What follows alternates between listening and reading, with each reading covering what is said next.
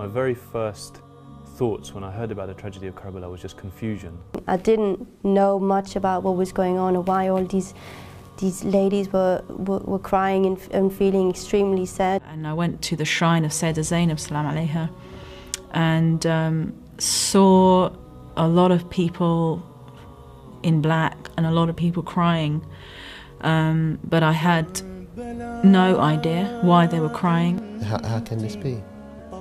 How? You're looking at 72 versus 30,000. I accepted that Islam is my faith and that the family of the Prophet and the Prophet himself are my family. It's not until I understood what he was bringing and what he was teaching and the beauty, and I could see that actually what he had died for and what he had lived for, that's when I got the attachment to him. For the next 9 days, there's nothing more important. Nothing more important.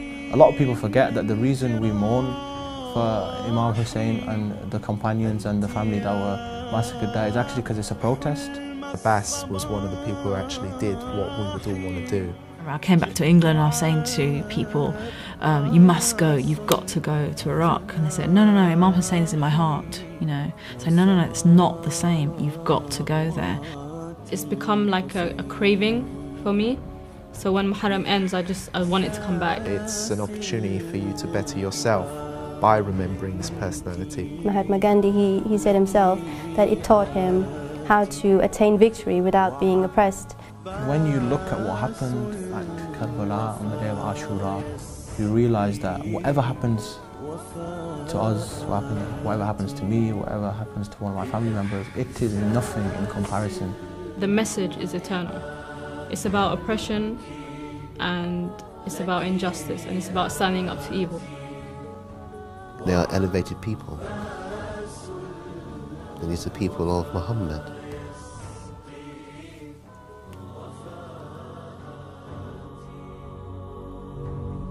كربلاء أنت طوافي جئت من عمق المنافي.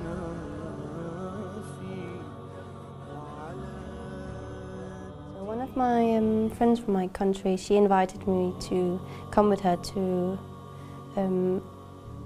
a majlis, and I went with another revert as well. So we both went then. I think neither of us really knew what, we thought, okay, a mosque, you're probably going to pray, but we didn't know what was going to happen or how it's going to be, or that it was so packed. We came in and it was warm, it was really packed, there was a lot of ladies, and it was pretty much full. And she kind of got us a space where, there were so many people, so people kind of managed to give you a small space on the ground, and we just sat down. The thing had started already, I think, and it just, obviously I didn't understand what was being said.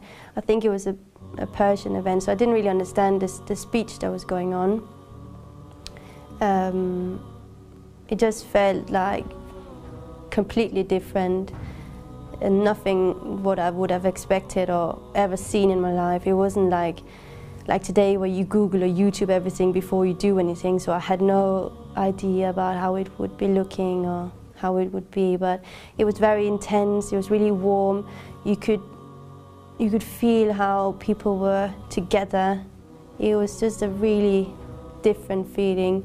There was definitely a bond between everybody, and I felt like, oh, I want to do this as well, but I was really scared to do anything because I hadn't done it before. So I was like, oh, should I also, be hitting my chest, or should I stand up as well? I really want to do this, but I was just kind of taking it in and seeing what was going on. It's very easy to learn and read about all your wajibats, why you should do this, why you shouldn't do that, why is it good for you, why is it not good for you. But something like Muharram was very difficult for me. I didn't understand it at all. So I left the place with a new experience of something I haven't tried before, and it was still really confusing. I didn't know much about what was going on or why all these these ladies were crying and feeling extremely sad. So it's something where I left from there and I kind of took it in my already little parcel of things that I was building on, and I just slowly started researching a bit more about it, reading about it. I remember reading this everyday kind of journal of what happened on that day, and kind of learning that way in the beginning. It's just for the first day of Muharram, they'll tell you what happened on this day, the next day, and then every day I would just read a little bit. But I don't think that was even from that same year. I think that was maybe from the next year. It took me a long time of like pondering and reading and trying to understand, because all of the names that I would read I just wouldn't understand. You know, when they say different tribal names, I would just be lost. I wouldn't know what. I would just read a book and I wouldn't understand. So I'd have to read it a couple of times or read the same thing several times to kind of be able to put it together, the way the event happened, to understand properly. When I came to a point where I did understand better and what had happened as well with Imam Hussein alayhi salam and people actually turning against them and just changing the religion from what his grandfather actually had told us to do, it did make me confused, because I thought that, oh, you're going to be a Muslim, so you're going to pray, you're going to do this and that. But all of a sudden there was this whole bulk of things where I got confused, and why, you know, I didn't expect that. That was very much not expected, that such an event would actually, that this has actually happened in our Islamic history, that such a disloyalty. It made me confused, made me angry. It just made me a bit like out of breath kind of feeling that, okay, how can that happen? And I still feel like that sometimes today, even not just with this event, but other things that are occurring. I just, I don't understand how you can do that.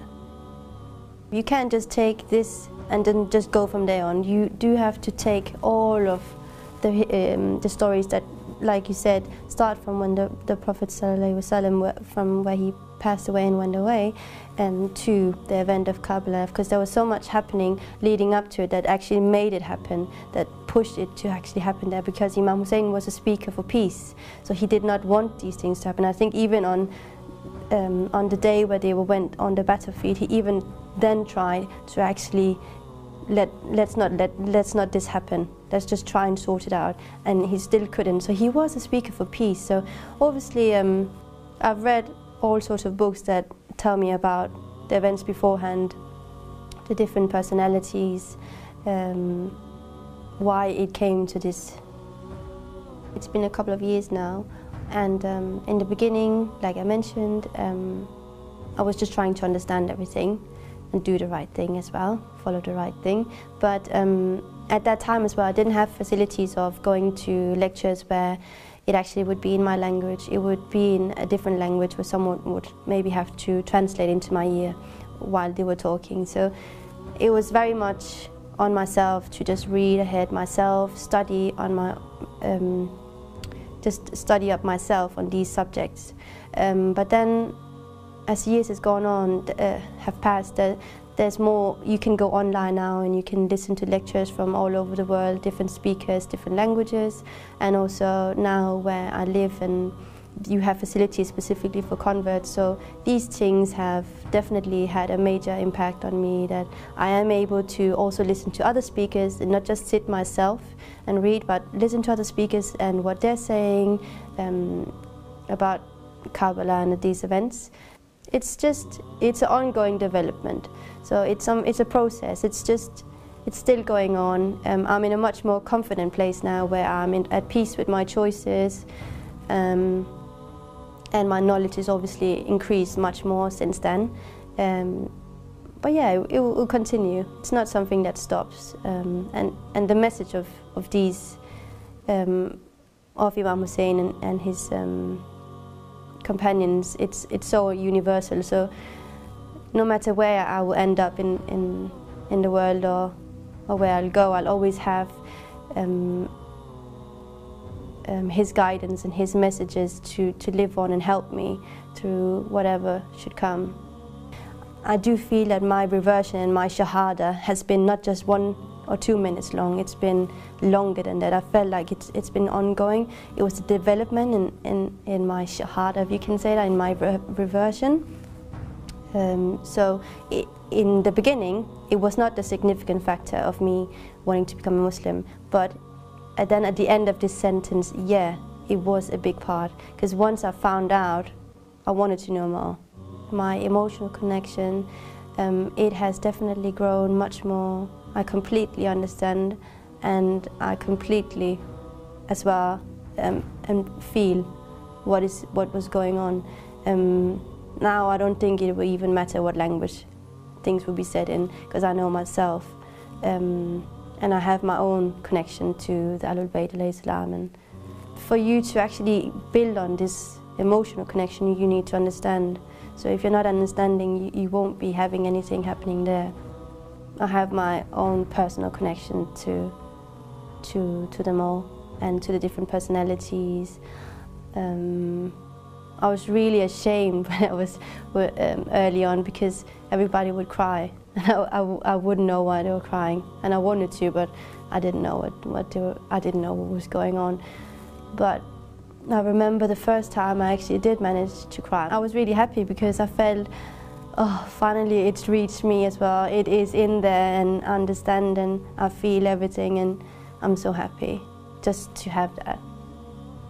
I always look forward to these months of the year. It's just something that puts me in my place, takes my heart down, and makes sure that I keep myself soft.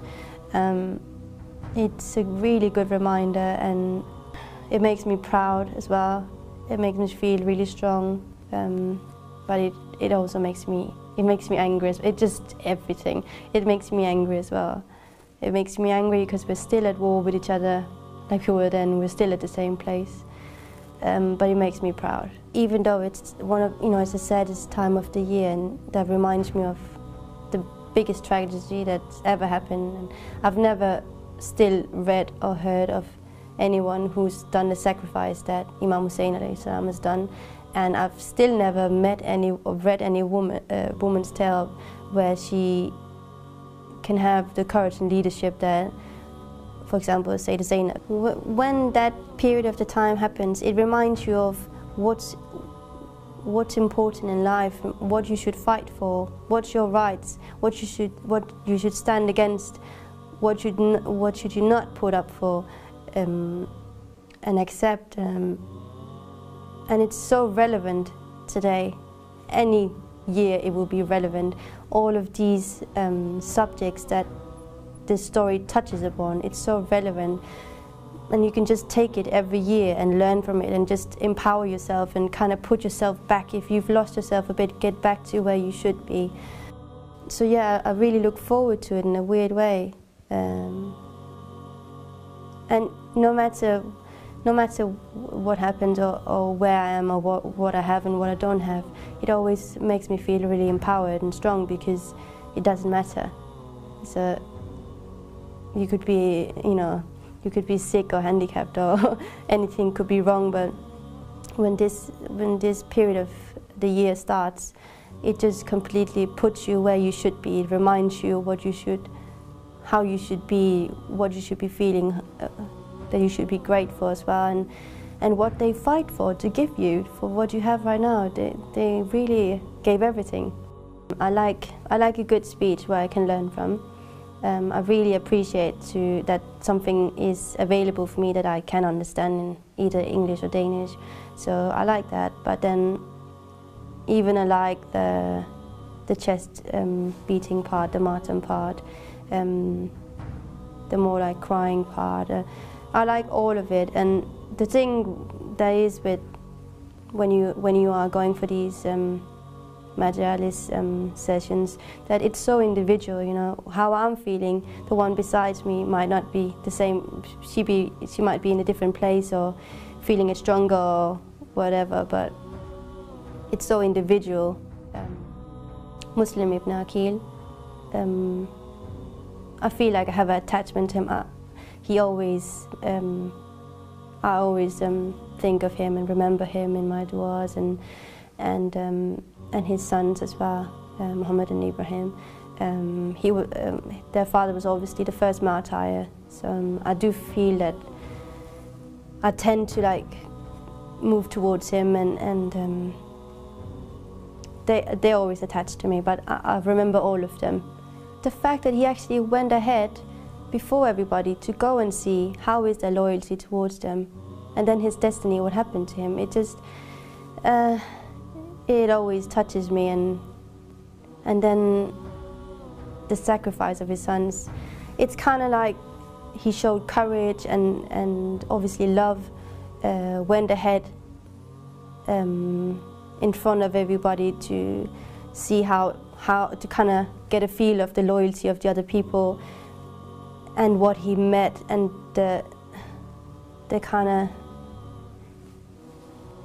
not backstabbing, but disloyalty that they showed him, and then thereby Imam Hussein and the rest of the people as well, by what happened to him. That it makes me upset and it makes me angry, but it makes me really proud, because such courage, you don't see that today. And with 2 small kids, the destiny that they had, any woman would be touched. You would be made of stone if that wouldn't touch you. And when you, these things always remind you of how you should be. You should be sacrificing yourself. You should be sacrificing your sons. If they done all this for you, you should do the same. I respect and honor and remember all of them, of his companions, both children as grown-ups. I completely feel for all of them and remember them. But if I were to mention someone, it could be Sayyidah Zainab, because obviously after the men were gone, the ladies were pretty much left to the enemy's side, and the kind of courage and leadership and the courage to speak up as well. And I haven't seen another lady like that present time or before that actually has that kind of ability. There was no one left to protect them. She was the only one, and she kind of took leadership for all the ladies and spoke in front of other people and made them feel what they had done, that was a massive catastrophe, because they obviously thought that they were the victorious party, not knowing that it was completely the other way around, that you might not be there anymore, but what you have left, the memory you have left, that will never ever be erased. And the fact that whoever won this battle, I don't even know who they are, I don't even remember their name, but someone who's not even here anymore, not even enough people to stand against this whole army, we completely remember them every year, every day. And the fact that you can take a woman and drag her through the streets, taking off her hijab, completely taking off her respect from her, without her having a chance to even do anything, and then still show the courage, still show the kind of strength. You don't see that today. It's so different today. You know, the kind of personalities you see on TV, it's so made out of marshmallow and plastic, and you just don't see that kind of heart and courage and education and how you should be. It shows clearly that she was well educated. She stood up in front of people and put it out there, said what needed to be said, what needed to be said, and it's good, because today when you talk about Islam and women in Islam, it's sometimes very much of a colored picture. It's not completely clear, and it at least shows you that she was full of courage. She was educated, so it shows you a different picture of ladies in Islam and how we are. From Ashura, I've learned to fight against oppression, fight for my rights, have a voice, know right from wrong, peace, love, compassion. The list is really endless, and this appeals to any human being. It's a message for humanity, no matter who you are, what you follow. I think anybody should really read and study Imam Hussein and the event of Karbala, because it is like Mahatma Gandhi, he said himself that it taught him how to attain victory without being oppressed. So if the father of India can say this, then anybody should really look into this, because you can completely take it and use it in your day-to-day life. It will give you a voice, it will tell you right from wrong, what is right from wrong, and it's always with me in my daily life. كربلا أنت طوافي جئت من عمق المنافي وعلى